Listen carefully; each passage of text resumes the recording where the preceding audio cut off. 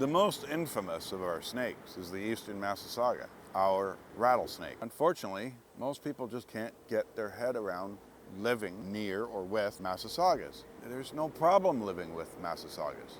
Many people have proven that. One gentleman I spoke to had 86 years of experience with Massasaugas on his property, in his yard, no issues. Children running all over the place like you do, just being aware that there might be rattlesnakes. If you're in the eastern shore of Georgian Bay or up on the Bruce Peninsula, it's possible you have rattlesnakes in your neighborhood. So be aware. Be aware of your surroundings. It's no different than going to a city. Make sure that you're putting yourself in a safe situation. That's what you have to do all the time. It's no different with wildlife. Massasaugas have beautiful blotched patterns. Most people just want to see the rattle.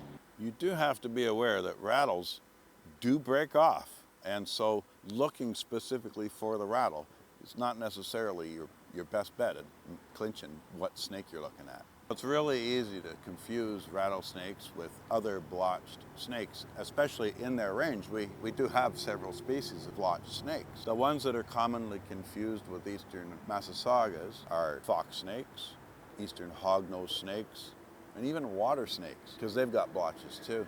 Massasauga's blotches are typically bow tie shaped. They look differently than all the other blotches on the snake.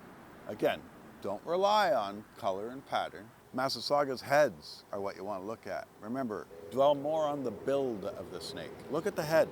It's triangular, pudgy head, a pudgy face that's very well set off from a skinny little neck. So Massasaugas look very differently than the ones that you could confuse them with. So again, the body structure of Massasaugas is thick and short. Male Massasaugas can approach 1 meter in length, but most of them are around 75 centimeters. Females don't get quite as large. They're stout, heavy-bodied little snakes with a tiny little neck and a fat triangular head. They're built differently than any of our other snakes. Plus, they literally sit in a coil and buzz at you, which is differently than any other snake we have. It sounds like a cicada. It doesn't sound like what you think is a rattlesnake. It sounds like the buzzing in the trees from a cicada. And yet it's coming from the ground in front of you. Their rattle, it's not a typical rattlesnake rattle. It's a buzz, because they're little. It's that simple.